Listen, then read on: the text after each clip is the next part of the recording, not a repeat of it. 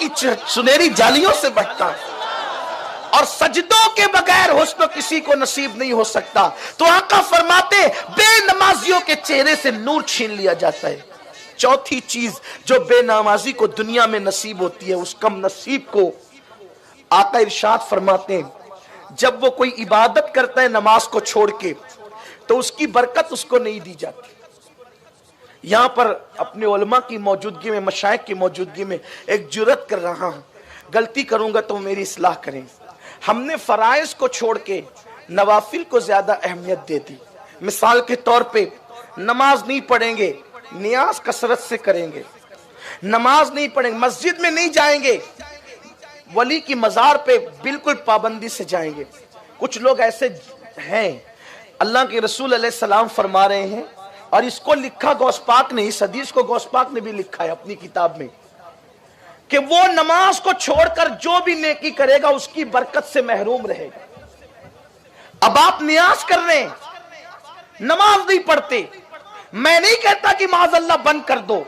जो नियाज को बंद करने का मशवरा दे उसका दिल सिया हो चुका है, क्योंकि हमारे नबी का फरमान है, जो किसी इंसान को एक लुकमा खिलाता है, सिर्फ एक लुकमा निवाला एक, आका फरमाते उसके और जहन्नम के दरमियान 7 पर्दे अल्लाह गिरा देता है, और एक से दूसरे पर्दे के दरमियान का फासला 1000 साल का फासला होता है। यानी अल्लाह अकबर, अगर कोई बंदा किसी को एक लुकमा खिला दे तो उसके और जहन्नम के दरमियान 7000 साल का फासला पैदा कर दिया जाता है। जब एक लुकमा खिलाने की बरकत यह है तो पेट भर खिलाने की बरकत क्या होगी, और एक को खिलाने की बरकत यह है तो हजारों को खिलाने की बरकत क्या होगी।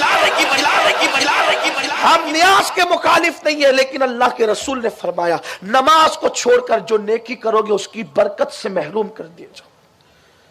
मजार पे फूल डाल रहे हैं आप, बरकत से महरूम हो जाओगे अगर नमाज नहीं पढ़ो। आपने कभी देखा कोई वली का ऐसा आस्ताना जहां आस्ताना और मस्जिद ना हो? रसूलुल्लाह के मजार से भी मस्जिद लगी हुई है, गौस पाक के मजार से भी मस्जिद लगी हुई है, गरीब नवाज के मजार से तो 3-3 मस्जिदें लगी हुई है, मखदूम सिमना के मजार से 2-2 मस्जिदें लगी हुई है, इमाम अहले सुन्नत इमाम अहमद रजा के मजार से भी मस्जिद लगी हुई है। बल्कि हद तो यह है, वलियों ने पहले मजार नहीं बनाई, पहले मस्जिद बनाई, और बताया कि पहले जब तक मस्जिद में नहीं आओगे यहां आना तुम्हारे लिए बरकत का बाइस नहीं होगा। इसलिए मेरी गुजारिश है, सुन्नियों अपनी फिक्र बदलो, अपनी सोच बदलो। अगर हर नफिल काम मुस्तहबात की बरकतें हासिल करना चाहते हो तो मस्जिदों से अपने रिश्ते को मजबूत करो, अल्लाह की चौखट से अपने रिश्ते को मजबूत करो। चौथी चीज, वो नमाज को छोड़कर जो भी नेकी करता है उसकी बरकत से महरूम कर दिया जाता। 5वीं चीज, बस मैं समेट रहा हूं, बात मुकम्मल कर लूं।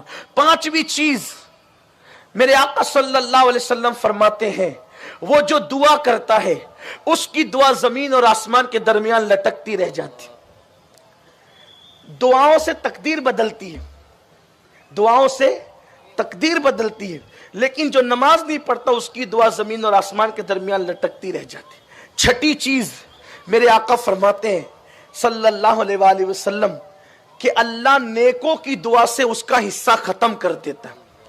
बस आखिरी बात कह रहा हूं, बाकी चूंकि 15 चीजें हैं उसके लिए टाइम चाहिए, लेकिन आयशा का वक्त हो गया, सिर्फ आपको ये बात कहता हूं, अगर मैं गुफ्तगू आगे बढ़ाऊंगा तो जो असल तकरीर आप हम सुनने के लिए आए उसके लिए टाइम शॉर्ट हो जाएगा, और हमें अपने अमीर को, अपने कायद को सुनना है।